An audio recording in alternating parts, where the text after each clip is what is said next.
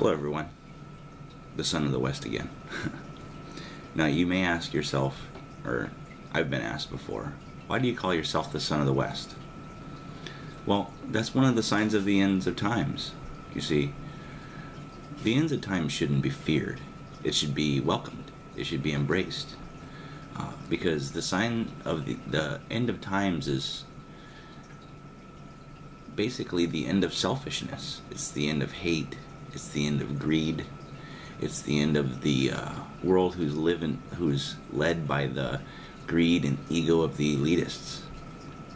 So, basically,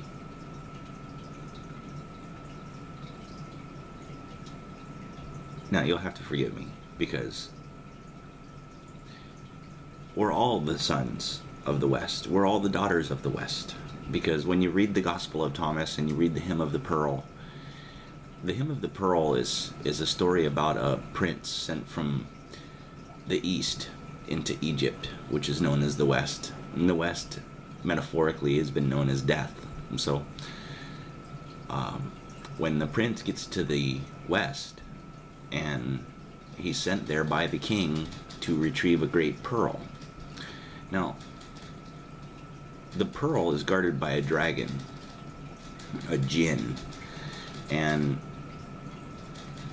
when he gets down into the West, he forgets who he is because the dragon finds out who he is and what he's there for. And so the only way that the dragon can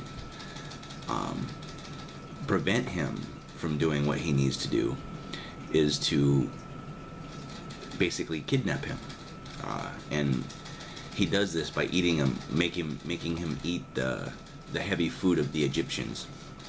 So when he eats the heavy food of the Egyptians, he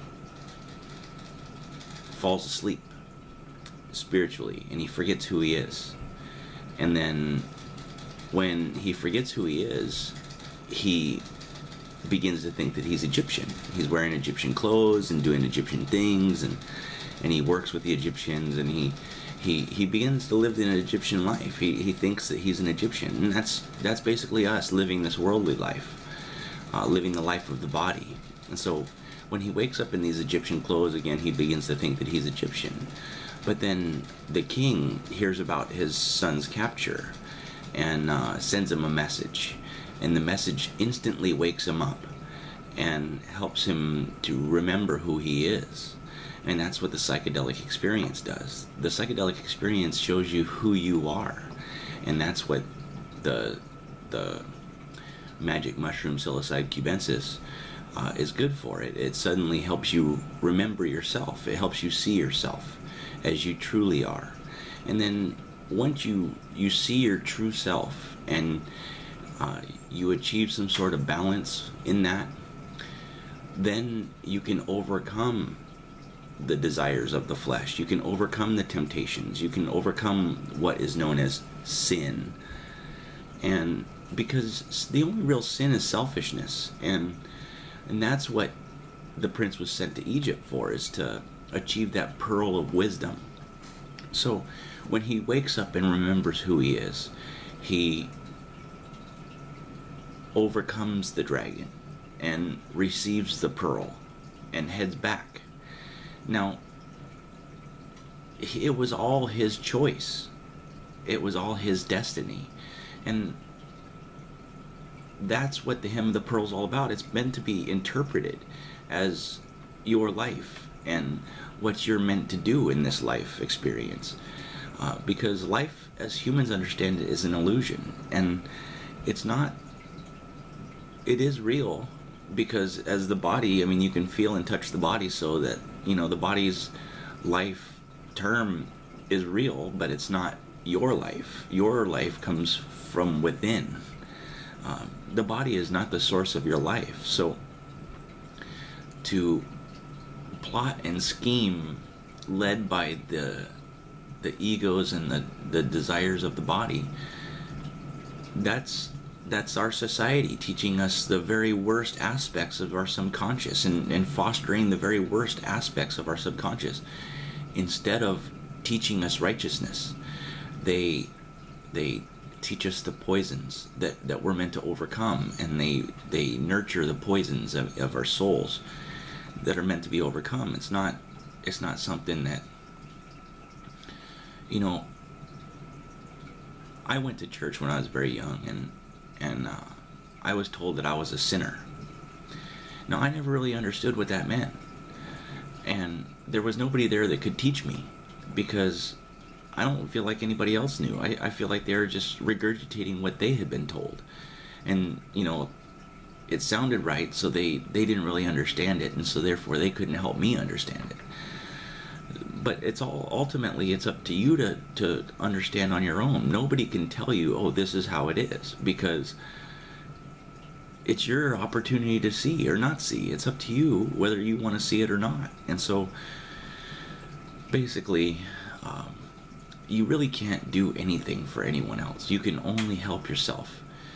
And in helping yourself, you help others by doing as I do, like, you know, putting down what I know, you know, writing books and making videos and sharing my simple understanding of myself, you know, because I, for a long time, was very selfish in my life, and I was at the will of the body, you know. I was pursuing physical desire, and you know, just I was at the will of the flesh, you know, and because I felt like that was all that life was about. And now I understand that there's so much more, because I'm a father, you know, and I love my children very much, and I see them making selfish mistakes. I see them being disrespectful, and what do they call that? The other D word. Disrespectful and disobedient, and, you know, and all I want for them is the very best, but they don't listen to me because they have their own destiny, and they don't want to hear what I have to say, because then that takes away their free will. So, you know, it's up to you to listen to what your parents say. It's up to you to listen to what the Father says, and the Father talks to all of us inside. And, you know, I've fought my inner voice before, and it never ends up good, you know, and I learned to get, you know, a lot farther along in life, and a lot, you know, easier going by listening to what my inner voice had to say, and trying to understand it. So the choice is always yours.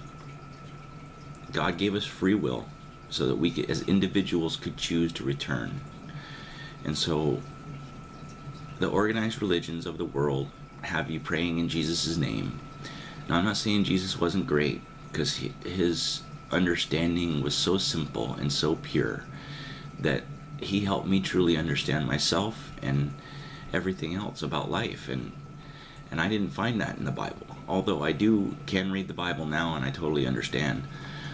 Like, you know, Jeremiah 13:17 talks about how we're all, you know, because of pride and all of those things, we're all led away, consumed, and captured. But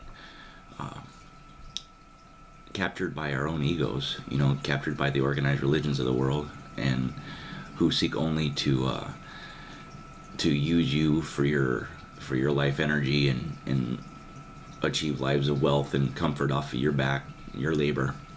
And that's what heaven is protected from. Heaven is protected from selfish people that seek to get from others. You know, that's basically what we're meant to overcome, is our desire to get from everyone else. And life's an opportunity to do for yourself, and that's all you can eventually do for is yourself. And so life is an opportunity to achieve that. And so I hope that, you know, this video is understandable to you, because life is, you know, and the Gospels are all metaphorical. Like, Jesus walked on water. Yeah, I mean, Jesus walked above the sea of hate and selfishness that plagues this world, and that's what it is. That's how he walked on water. It's not because he literally, physically walked on water. I mean, they told you these things so that way they can seduce you into, you know, magic and wonder and mystery, and that's captivating to the mind, and that's how they seduce the masses. But I'll continue this more. I just wanted to check out my new camera. Good luck, guys. Have fun. Good luck. God bless. May God's light shine upon you and guide your steps.